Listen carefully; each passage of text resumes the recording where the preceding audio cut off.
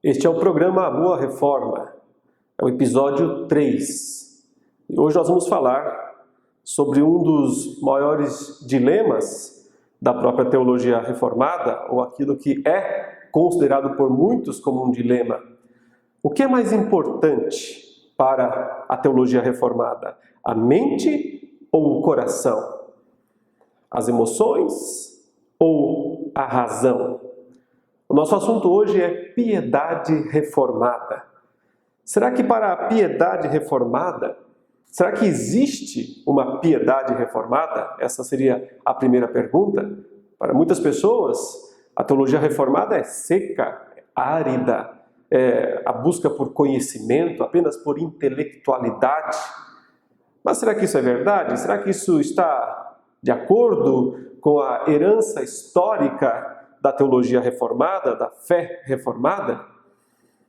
É mais importante piedade ou é mais importante intelectualidade? Um estudioso de João Calvino, Joel Bick, ele escreve num dos seus livros que a piedade de Calvino é fundamentalmente bíblica, com ênfase no coração mais do que na mente. Essa frase é um tanto quanto surpreendente, ou pode ser surpreendente para muitos, não é? Mais ênfase no coração do que na mente? Será verdade? É isso mesmo? Afinal de contas, a piedade reformada se baseia em quê? Esse é o assunto desse programa de hoje, a Boa Reforma. O fato, meus queridos, é que, para Calvino, antes de tudo, a teologia trata do conhecimento de Deus. Quando nós lemos as Institutas de João Calvino, nós percebemos que, desde o início, ele está tratando do conhecimento de Deus e de nós mesmos. Calvino entendia que nós só podemos ter um conhecimento verdadeiro de nós mesmos, ou seja, do homem, do ser humano, derivado do conhecimento de Deus. Então, a teologia trata do conhecimento de Deus, para que nós possamos conhecer a nós mesmos. Porém, não existe, segundo Calvino, verdadeiro conhecimento de Deus, onde não existe verdadeira piedade.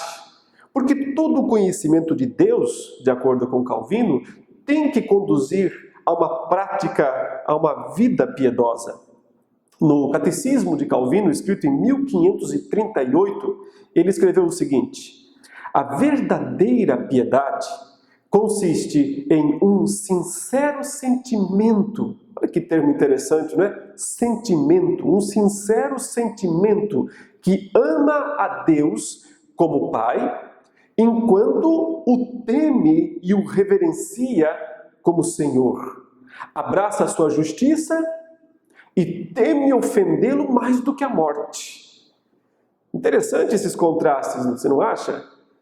Por um lado, um sentimento sincero que ama a Deus como Pai. Aqui está o aspecto da proximidade, da intimidade, da relação próxima que há entre Deus e o seu povo. Mas por outro lado, sem se esquecer, ele diz que ele é Senhor, portanto também o reverencia como Senhor, abraça a sua justiça e teme ofendê-lo mais do que morrer, do que a própria morte. A fonte da piedade reformada é a união com Cristo. Quando nós estudamos os escritos de Calvino, nós percebemos a grande preocupação que ele tem de que nós entendamos que é através da união com Cristo que todos os benefícios divinos vêm a nós, chegam a nós. Os teólogos reformados usam uma expressão que pode até ser mal compreendida, dependendo, mas a expressão é união mística. Eles dizem que nós temos com Cristo uma união mística. Por que mística? Não é porque é esotérica ou coisa assim como hoje esse termo poderia dar a conotação. Mas é mística porque ela não pode ser plenamente compreendida por nossas mentes, porque ela é misteriosa e porque ela é sobrenatural. Há uma união entre Cristo e o seu povo, tanto no sentido coletivo, porque ele é o cabeça e a igreja é o corpo de Cristo, mas também no sentido individual, porque cada indivíduo é um membro do corpo que tem a cabeça, que é Cristo. E nessa relação, né, tão rica, de onde flui toda a piedade. Calvino usava muito, ele indicava muito a afirmação de Cristo em João 15, quando Cristo diz: eu sou a videira verdadeira e vocês são os ramos, sem mim nada podeis fazer. Então a ideia é, sem a vida que flui da videira, que é Cristo, os ramos só podem secar, só podem morrer. Mas alimentados, ligados, firmemente unidos à videira, eles usufruem da vida de Cristo e, portanto, podem florescer e, portanto, podem frutificar. Gálatas capítulo 2, verso 19 e 20, é uma interessante expressão do apóstolo Paulo, que inclusive nós já usamos no último programa, quando falamos sobre justificação pela fé. E aqui nós temos que fazer uma ponte entre esses dois conceitos, porque justificação, para a teologia reformada, é algo necessariamente ligado à santificação. Calvino falava de duas graças: a graça da justificação, a graça da santificação. Por quê? Porque a justificação é quando Deus nos declara justos perante o tribunal celeste. Então é uma graça imputada a nós, é uma justiça imputada a nós. Ele nos declara justos perante o Altíssimo Tribunal. Mas santificação é um processo através do qual Deus nos torna santos, nos torna cada vez mais unidos à videira verdadeira, nos torna cada vez mais semelhantes a Cristo Jesus. Paulo fala assim: porque eu, mediante a própria lei, morri para a lei. Ele está falando que o papel da lei não é justificar, que ninguém será salvo através das obras da lei. No entanto, a lei exigia a nossa condenação, porque nós pecamos, porque nós somos transgressores desta lei. Mas ele diz: em Cristo eu morri para a lei, eu estou morto para a lei. Mas observe, ele diz, o estado de morte não é o definitivo, não é o final, não é o último, não é a razão última pela qual Deus resolveu investir na minha vida. Não é só para que eu ficasse morto para alguma coisa. Eu estou morto para a lei, mas eu estou vivo para Deus. Então ele diz: morri para a lei a fim de viver para Deus. Estou crucificado com Cristo. Isso é místico, isso é uma expressão sobrenatural, isso é altamente espiritual. Paulo não estava pendurado numa cruz, pendurado no madeiro, mas ele diz: estou crucificado com Cristo. A ideia da minha união com Cristo, eu desfruto da morte de Cristo, mas também desfruto da vida de Cristo, a vida dele que flui através de mim. Logo, já não sou eu quem vive, porque eu estou morto, porque eu morri para a lei, porque eu fui crucificado com Cristo. Já não sou eu quem vive, mas Cristo vive em mim. Então, a vida de Cristo fluindo através da minha vida. E interessantemente, ele fala de uma forma aqui de hipérbole, ele diz: eu estou morto, quem vive é Cristo. Mas então, em seguida, ele usa a expressão na primeira pessoa. Ele diz: e esse viver que agora tenho na carne, vivo pela fé no Filho de Deus. Há uma participação do homem aqui: vivo pela fé no Filho de Deus, pela fé, né? A justificação é pela fé? Mas a santificação também é pela fé. Não é um resultado do esforço humano propriamente dito, mas é um resultado do crer no Filho de Deus e usufruir dos benefícios que vêm a nós mediante a nossa união com Jesus. Vivo pela fé no Filho de Deus que me amou e a si mesmo entregou por mim. Não anulo a graça de Deus. Quer dizer, a graça tanto é aquela que justifica, quanto é aquela que santifica. Se eu tentar ser salvo pela obediência aos mandamentos, pela obediência à lei pura e simplesmente, eu anulo a graça de Deus, porque eu anulo tanto a graça que justifica, quanto a graça que santifica. E torno, como se isso fosse possível, mas a linguagem de hipérbole, obviamente, a morte de Cristo vã. Vã para mim, evidentemente que ela não será vã para os propósitos de Deus, mas para mim, sim. Então, o ponto específico da piedade reformada é que ela só existe por causa da extremamente íntima relação que há entre o crente e Jesus Cristo. É desse modo que é possível experimentar a santificação, é possível experimentar a vida altamente espiritual.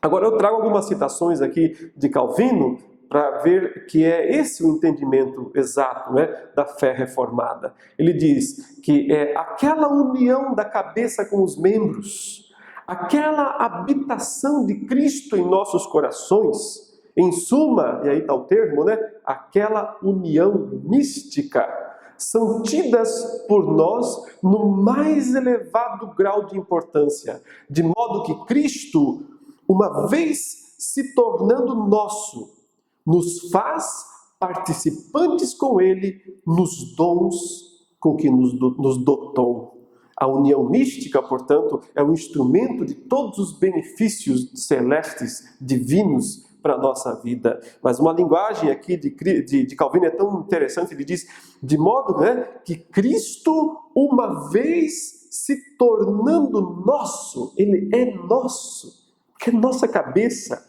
Mas não deixe de ser notado essa relação possessiva, Cristo meu, Cristo nosso. Evidentemente que é pela fé, mas uma vez que Cristo é nosso, dessa maneira tão íntima, tão pessoal, tão extraordinária, nós podemos experimentar com Ele os dons, ou através dos dons que Ele nos dá, este crescimento. Veja, na sequência, ou em outro texto, na verdade, de Calvino, crescemos juntamente com Cristo em um só corpo, e Ele partilha seu Espírito conosco, por cuja operação secreta Ele se torna nosso. Mais uma vez essa expressão, Ele se torna nosso. Aqui ele explica o que ele entende por isso, dizendo, é pela operação do Espírito, porque o Espírito mora em nós, então ele faz Cristo habitar em nós, então Cristo é nosso. Os crentes recebem esta comunhão com Cristo concomitantemente, ou seja, juntamente com sua vocação. Quando isso acontece? Quando nós somos chamados à fé, quando somos convertidos. A partir desse momento, estamos unidos a Cristo. Eles, porém, crescem a cada dia mais e mais nesta comunhão, à medida que a vida de Cristo vai aumentando dentro de nós. Isso é piedade reformada. Piedade reformada não é obediência externa a padrões, não é decorar mandamentos, não é seguir padrões de tradições, mas é ter a vida de Cristo aumentando dentro de nós, dia a dia, dia a dia. É isso que Calvino define como a verdadeira piedade.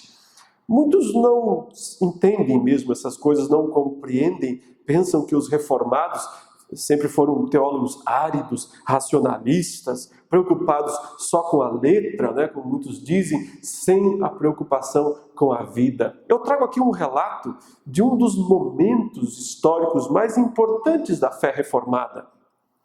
Estou me referindo ao período em que a confissão de fé do Westminster foi registrada. Isso já no século XVII, mais de 100 anos à frente da vida de Calvino.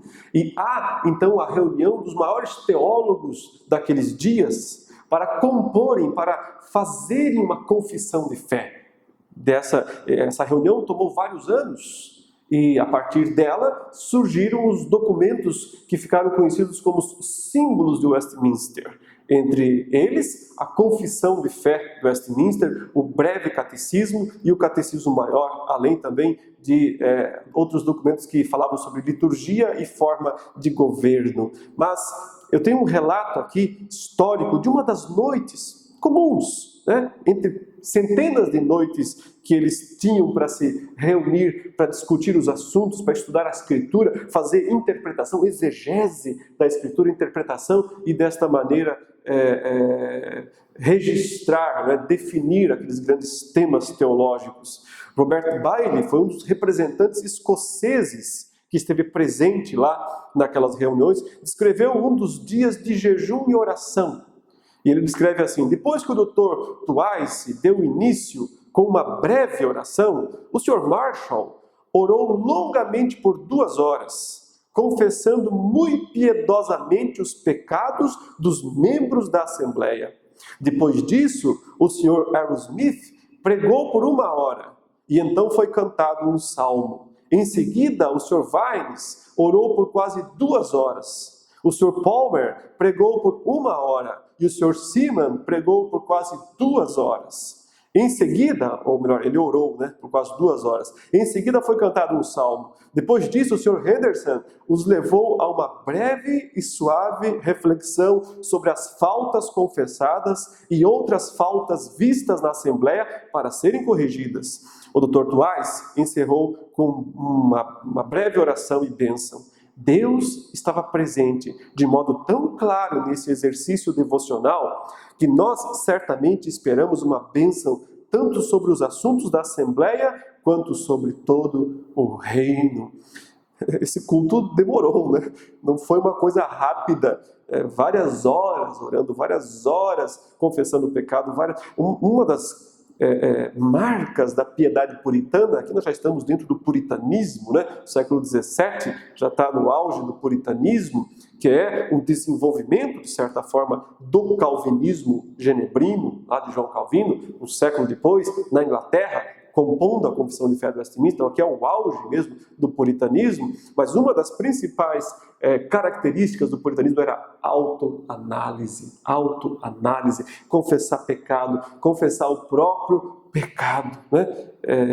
Sou um pouco diferente, muitas vezes, de tantos que admiram os puritanos hoje, né? Mas querem confessar os pecados dos outros sempre, só apontar os defeitos dos outros, só encontrar as falhas dos outros. É claro que às vezes isso tem que ser feito, né? Quando a palavra de Deus nos mostra isso claramente, mas antes, esse é meu ponto apenas. Não é dizer que nós não podemos mostrar as falhas dos outros. O ponto é dizer, antes tem que encontrar as próprias. Antes tem que estar preocupado com as próprias. Tem que estar preocupado com as suas próprias faltas. E aqui é um dos exemplos disso, né? Durante aquela confissão, o momento da Assembleia, eles estão lá orando, confessando as falhas. E isso não é feito 1 minuto, 2 minutos, 3, é 1 hora, são 2 horas. Só falando sobre isso, pensando sobre isso, confessando isso. Irmãos, agora vamos nos focar mais no texto bíblico, porque o objetivo é entender o que significa e não significa piedade para os reformados. Eu vou seguir aqui Colossenses capítulo 2 e gostaria que vocês pudessem acompanhar. Em primeiro lugar, dizer o que não significa piedade para reformados. Então, não significa confiar em usos e costumes, confiar em tradições, não significa sentimentalismo barato, não significa transcendentalismo, porque encontramos na Escritura fortes advertências contra estas coisas. Observe como Paulo está trabalhando aqui em Colossenses 2, verso 16. Ele diz: ninguém, pois, vos julgue por causa de comida, bebida, dia de festa, lua nova, sábados. Porque tudo isso tem sido sombra das coisas que haviam de vir, porém o corpo é de Cristo. Então a ideia paulina é aquelas observâncias judaicas do passado, através das quais havia piedade verdadeira, mas no Antigo Testamento não valem mais no Novo Testamento. Por que não? Porque elas eram sombras. E nós temos agora o corpo. Cristo já veio. Se ele já veio, não há necessidade de permanecer nas coisas que meramente apontavam para ele, nas coisas que incipientemente ajudavam os crentes do Antigo Testamento a entender quem seria Jesus. Mas nós já o vemos, nós já o conhecemos, ele está revelado em carne e osso na Escritura. O corpo é corporalmente revelado, não há necessidade de permanecer nas sombras. Então, o primeiro ponto aqui que descartamos, se nós queremos viver piedade, legalismo. Todo tipo de legalismo, todo tipo de exigências desnecessárias, que não são fundamentadas na Escritura, que não compreende a relação entre Antigo e Novo Testamento, todo tipo de retorno ao judaísmo, todo tipo de retorno às velhas práticas judaicas, nós descartamos, porque elas não são úteis para a verdadeira piedade.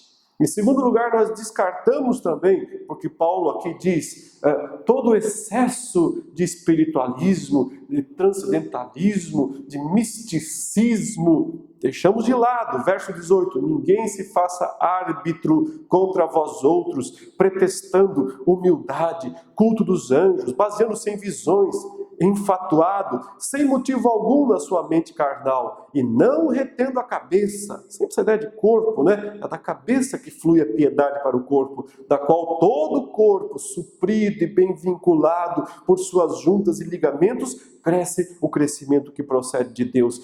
Só da união com Cristo procede para o corpo a verdadeira piedade. Não de buscas esotéricas, não de buscas místicas. Olha Paulo aqui condenando, culto dos anjos, angiologia, preocupação exagerada com seres espirituais, baseando-se em visões, visionários, videntes. Cuidado com pessoas que veem coisas demais, porque são coisas demais mesmo. O texto fala, normalmente, essa preocupação exagerada com coisas sobrenaturais não vem do Espírito de Deus, mas da própria mente carnal. Mente carnal, o texto está dizendo aqui para nós. Descartamos, portanto, legalismo como fundamento para a piedade. Descartamos igualmente misticismo como fundamento para a piedade. Descartamos mais. Descartamos qualquer tipo de, vou usar um termo medieval, monasticismo, né? A ideia de deixar de lado coisas que são lícitas, que podem ser usadas, que podem ser experimentadas pelo crente se forem moderadamente utilizadas. Então o texto no verso 20 continua, se morrestes com Cristo para os rudimentos do mundo, por que, como se vivesseis no mundo, vos sujeitais a ordenanças? Não manuseis isto, não proves aquilo outro, não toques aquilo outro, segundo os preceitos e doutrinas dos homens. Pois que todas essas coisas, com o uso, se destroem. Das coisas, com efeito, têm aparência de sabedoria, como culto de si mesmo e de falsa humildade, de rigor ascético, todavia não tem valor algum contra a sensualidade. Então, aqui tem um termo interessante, né? Rigor ascético, ascetismo. O que era o ascetismo? A ideia de que nós não podemos desfrutar das coisas boas desta vida, porque elas vão nos levar a negar a Cristo, elas vão influenciar a nossa espiritualidade. Então não pode comer uma boa comida, então não pode beber uma boa bebida, então não pode desfrutar dos prazeres lícitos que existem por aí. Essas coisas nós também renegamos e dizemos fugir disso, ascetismo, não ajuda a piedade. Aliás, Paulo deixa bem claro, não tem valor algum contra a sensualidade. Não ajudam a vencer nossos piores inimigos, né? Os pecados íntimos. Simplesmente nos abster das coisas lícitas, das coisas que Deus colocou à nossa disposição, para que nos alegrássemos nele através delas, além de ser uma ingratidão para com Deus, é inútil também, porque não ajuda em nada na nossa vida espiritual. Rejeitamos, portanto, legalismo, rejeitamos misticismo, rejeitamos ascetismos, porque nenhum desses três aspectos nos ajudam. Então, o que é a piedade reformada? Seguindo Colossenses 3, Paulo então vai dizer o que é ser piedoso de fato. Ele diz: pensamentos orientados para o céu. Portanto, se fostes ressuscitados juntamente com Cristo, buscai as coisas lá do alto, onde Cristo vive, assentado à direita de Deus. Pensai nas coisas lá do alto, não nas que são aqui da terra. Porque morrestes, e a vossa vida está oculta juntamente com Cristo em Deus. Quando Cristo, que é a nossa vida, se manifestar, então vós também sereis manifestados com Ele em glória. Então a ideia é o seguinte: seus pensamentos têm que ser reorientados. Pensar na sua, já que você está unido com Cristo, morreu com Ele, restou com Ele, faz parte do corpo dele, recebe a seiva da oliveira ou da videira, você, portanto, tem que reorientar seus pensamentos para o céu. Cidadãos morando na terra, mas sempre pensando no céu. Você pensa alto, você pensar elevadamente, os olhos voltados para aquele que governa todas as coisas. Enquanto concentra os pensamentos em Deus, declara guerra total aos vícios terrenos, guerra total às fraquezas terrenas. Por isso ele continua no verso 5, fazei, pois, morrer a vossa natureza terrena, prostituição, impureza, paixão lasciva, desejo maligno e a avareza, que é idolatria. Por estas coisas é que vem a ira de Deus. Então o ponto é guerra total contra a natureza terrena, porque ela ainda está aí. Apesar de nós já termos sido regenerados e termos a nova vida espiritual, a semente da vida eterna implantada dentro de nós, ainda vivemos nesse mundo decaído. Ainda temos um corpo e uma alma decaídos, que precisam de glória, precisam de glorificação. Isso acontecerá no futuro. Por isso, o texto diz, guerra total ao que ainda resta da natureza caída na sua vida. Vocês, ele diz no verso 7, viviam nisso no outro tempo. A vida de vocês era só isso. Nessas mesmas coisas andastes vós também no outro tempo, quando vivias nelas. Essa era a vida de vocês. Mas agora, tira a roupa, tira essa roupa velha, despojai-vos de tudo isso: ira, indignação, maldade, maledicência, linguagem obscena do vosso falar. Tira essa roupa velha, ela é do mundo, veste a roupa celeste. Não mintais uns aos outros. Cuidado com a mentira, uma vez que vos despistes do velho homem com seus feitos e vos revestistes do novo homem que se refaz para o pleno conhecimento segundo a imagem daquele que o criou. Guerra total contra o pecado, isso é piedade reformada. O que mais é piedade reformada? Amor total ao irmão. Ele continua no verso 12, revesti-vos, pois, como eleitos de Deus, santos e amados, de ternos afetos de misericórdia, de bondade, de humildade, de mansidão, de longanimidade, suportai-vos uns aos outros, perdoai-vos mutuamente, caso alguém tenha motivo de queixa contra a outrem.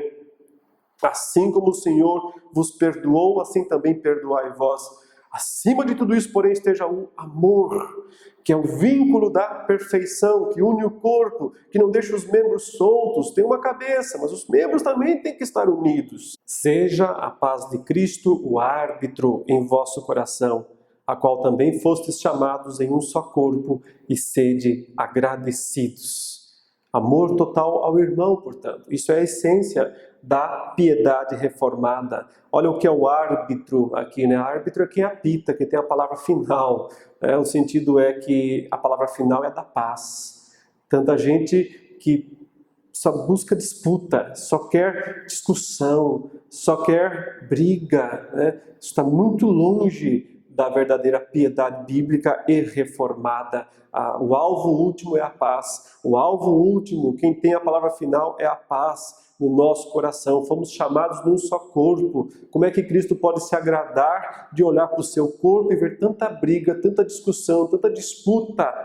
Vamos buscar a paz de Cristo. Isso é piedade reformada, amor total ao irmão.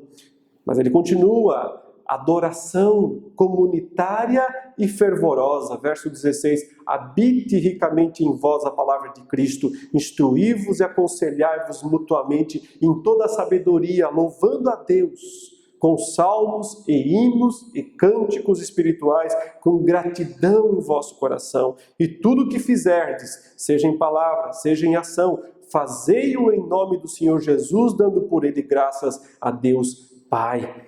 Olha o culto aqui, olha a adoração aqui. E ela não é individualista, ela é comunitária, ela leva em consideração o corpo. Não é chegar na igreja e não olhar para o irmão. Tem gente que é obcecado por um verticalismo litúrgico. Eu só posso falar com Deus o tempo todo. Mas se esquece de que sem corpo não tem culto, sem relação horizontal não tem relação vertical. Jesus disse isso, quer oferecer alguma coisa lá perante o altar, aí você lembra que tem um problema com o seu irmão, não continue a oferta, deixa ela ali, vai lá resolver primeiro, depois volta. Ou então você perde seu tempo, oferece à toa. Verdadeiro culto, verdadeira adoração é sim horizontal, é a horizontalidade que se une para oferecer ao único que é digno de louvor, de glória, de poder, de majestade. Olha aqui como a adoração ela tem vários aspectos, né? Fala aqui de palavra de Cristo, de instrução mútua, de aconselhamento mútuo, fala de louvor com várias formas de música, salmos, hinos, cânticos espirituais, fala que tudo que nós fizermos tem que ser para a glória, para a honra de Deus. Piedade reformada é piedade que se expressa em adoração, a comunidade adorando ao seu Deus, ao seu Redentor. O que mais? Piedade alcança a vida inteira, não é restrita só à igreja, não é só um sentimentalismo barato, é vida prática, consistente. Por isso ele diz, coloca a casa em ordem, põe a casa de acordo com a Escritura. Esposas, sede submissas ao próprio marido, como convém ao Senhor. Maridos, amai vossa esposa e não a trateis com amargura. Filhos, em tudo obedecei a vossos pais, pois fazê-lo é grato diante do Senhor. Pais, não irriteis os vossos filhos, para que não fiquem desanimados. Agora você começa a entender, porque tem muita gente que prefere legalismo, misticismo, cabeça de vento, prefere ascetismo. É mais fácil. É mais fácil seguir o legalismo, o ascetismo, o misticismo, do que tratar bem a esposa, do que ser submissa ao marido, do que educar bem os filhos, do que perdoar o irmão, suportar o irmão, buscar a paz com o irmão. Por isso que as pessoas preferem aquelas coisas malucas lá, né? Mas a vida pessoal é uma bagunça, a vida familiar é uma bagunça, né? Exige tudo de todo mundo, não faça isso, não faça aquilo, não coma isso, não toque naquilo. Mas a vida familiar em desordem total. Piedade reformada alcança a casa, coloca a casa em ordem, a casa para a glória de Deus. O que mais? O trabalho, a vida em sociedade, não só a coisa lá íntima do coração, mas também expressando-se no dia a dia. Servos, obedecei em tudo a vosso Senhor segundo a carne, não servindo apenas sob vigilância, visando tão somente agradar homens, mas em singeleza de coração, temendo ao Senhor. Tudo quanto fizerdes, fazei-o de todo o coração, como para o Senhor e não para os homens. O que é piedade reformada? Honrar o patrão, servir bem, desempenhar bem a função que Deus deu.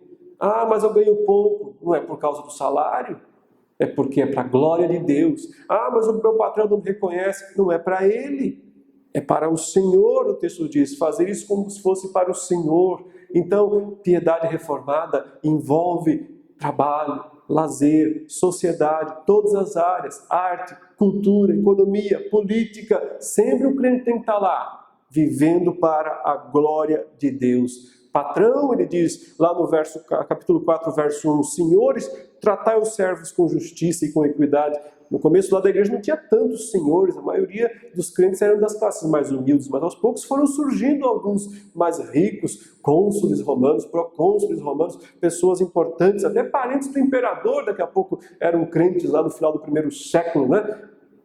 Tem obrigação, tem que tratar os seus servos com justiça, com equidade. Se é patrão, tem que ser honesto, tem que valorizar, tem que pagar bem, tem que recompensar bem. Não pode pensar só em lucro pessoal. Então, veja, todo o aspecto aqui, a piedade reformada alcança todos os aspectos da vida, toda a vida para a glória de Deus. Em último lugar, ele diz, cuidado com os de fora também, não é só os de dentro, não é só tratar bem o irmão e o mundo que se vire. Você tem um compromisso com os de fora também, um compromisso de evangelização, um compromisso de alcançá-los para a graça de Deus. Paulo pede oração para isso, para si mesmo e para os outros. Ele fala, perseverai na oração, já no capítulo 4 de Colossenses, vigiando com ações de graça, suplicai ao mesmo tempo também por nós, para que Deus nos abra a porta à palavra, a fim de falarmos do mistério de Cristo, pelo qual também estou algemado, para que eu o manifeste como devo fazer. Não tem desculpa para não pregar a palavra. Estou preso. Prega para quem está do lado, prega para quem vai visitar. É isso que Paulo fazia. Portai-vos com sabedoria para com os que são de fora. Tem tanta gente que quando fala com o incrédulo, passa para ele a pior parte do que é ser evangélico, do que é ser cristão. Portai-vos com sabedoria, Paulo diz. Aproveitai as oportunidades. A vossa palavra seja sempre agradável. Porque tanto crente tem o estigma de ser grosseiro, de ser intrometido, de não ser polido. A vossa palavra seja sempre agradável, temperada com sal, para saberdes como deveis responder a cada um. Tudo isso nós vemos uma busca por um grande equilíbrio, por estar na vontade de Deus e glorificar a vontade, glorificar a Deus em todas as áreas. Piedade reformada é do coração para a mente, para o mundo, para o próximo, para o mundo. Um intervalinho agora para falar de algumas coisas muito importantes.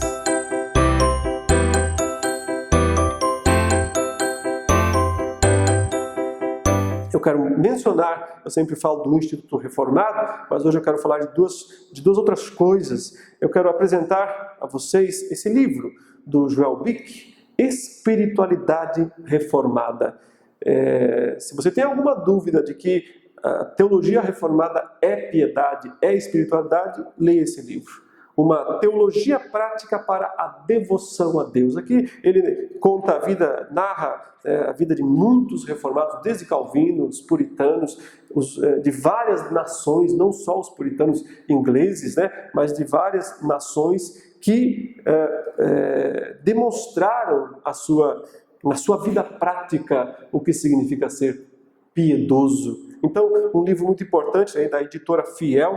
Se você puder lê-lo, adquirir, será muito bom para o seu crescimento espiritual. E um segundo anúncio, um segundo recado, eu queria dar aos pastores que nos acompanham, que nos assistem. Pastor, você talvez tenha uma formação básica, uma graduação, em qualquer seminário, mesmo uma graduação secular. Que tal você fazer um mestrado em teologia? Um MDiv, a gente fala um mestrado em divindade, um mestrado em teologia. Então, o Centro de Pós-Graduação Andrew Jumper, aqui em São Paulo, oferece cursos de altíssimo nível nesse sentido. E você pode fazer. Entra no site, vê as condições. Você pode até pensar, vou ter que pagar uma mensalidade? Sim, mas nela está incluso um hotel, para você ficar uma semana aqui em São Paulo. Veja as informações, você vai se surpreender nesse sentido. O objetivo do Centro de Pós-Graduação não é lucro, é servir, é dar treinamento às pessoas. Então, os cursos duram uma semana, de segunda a sexta, não prejudica a sua igreja, você consegue vir e voltar. Se você fizer isso 4 vezes por ano, por exemplo, 2 semanas no primeiro semestre, 2 semanas no segundo semestre, você já consegue, em 2, 3 anos, terminar o seu mestrado em divindade. Várias áreas, Antigo Testamento, Novo Testamento, teologia filosófica, teologia histórica, teologia sistemática, teologia pastoral, aconselhamento. Olha, a oportunidade é riquíssima para que você aperfeiçoe as suas ferramentas teológicas, interpretativas. Você tem uma grande responsabilidade, Deus lhe deu um rebanho para cuidar. E você precisa estar capacitado para atender esse chamado de Deus, e aí está uma oportunidade de você buscar essa capacitação. Vamos finalizar com mais algumas citações de Calvino. Na opinião de Calvino, como já dissemos, a justificação e a santificação são inseparáveis, pois separar uma da outra é fazer Cristo em pedaços. Ou seja, Cristo é a fonte da justificação, Cristo é a fonte da santificação. São duas graças, como Calvino dizia, a graça de sermos justificados, a graça de sermos santificados. Não dá para separar uma da outra. Segundo Bick, a espiritualidade medieval foi reduzida a uma devoção celibatária, ascética e penitencial no convento ou no mosteiro. Calvino, porém, ajudou os cristãos a entenderem a piedade em termos de viver e agir cada dia de acordo com a vontade de Deus. Portanto, a ideia era, a vida inteira para a glória de Deus, todos os aspectos da vida, o aspecto íntimo, pessoal, relacional, oração, piedade pessoal, leitura da Escritura, arrependimento, mas mais do que isso, a vida lá fora também, com os irmãos, com a igreja, a vida com a família, a vida na sociedade. E eu finalizo com um testemunho do sucessor de Calvino em Genebra, aquele que, após a morte de Calvino, assumiu a função de ser o principal líder teológico da reforma na Suíça, que foi Theodor Beza. E Beza diz na vida de João Calvino algo interessante sobre o reformador. Ele diz: havendo sido uma testemunha ocular de sua conduta ao longo de 16 anos, posso declarar que nele todos os homens podem ver um exemplo muito belo do caráter cristão. Um exemplo tão fácil de denegrir e tão difícil de imitar. Do mesmo modo, nós reformados temos que estar preparados para ouvirmos críticas e, ao mesmo tempo, buscarmos uma piedade que sempre será difícil de ser imitada. Esse é o objetivo da boa reforma. Até a próxima.